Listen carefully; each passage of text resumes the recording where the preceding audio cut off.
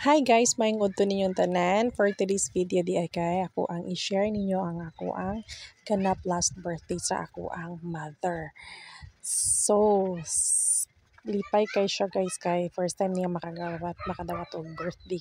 Money cake sa iyahang birthday and lipay kaayo siya. So kay nalipay man siya, meaning successful ang ato ang effort. Wala na sayang ang ato ang effort. So mao din ni siya ang akong gibuhat.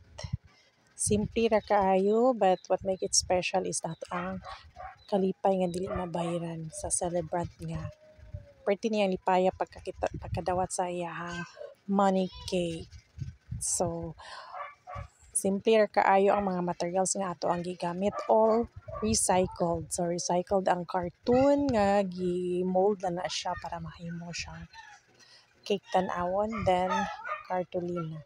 So, all recycled, but tanawa ang outcome, pero sad. So, pwede rin ninyo siyang gayahon o kamo na pwede ang magbuhat ni inipuhan sa inyong mga occasions. Kay simple ra kaayo and yet affordable ra sad. So, any amount nga inyong i-budget, pwede ra jud kaayo.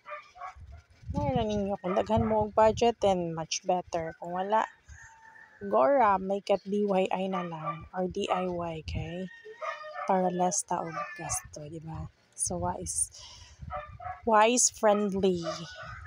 So, and there you go. Mao na ni siya, guys. Ang final nga bouquet or money cake bouquet. So, batangan lang na nimo siya diha og toppings on the top. And there you go. Thank you for watching. Bye-bye.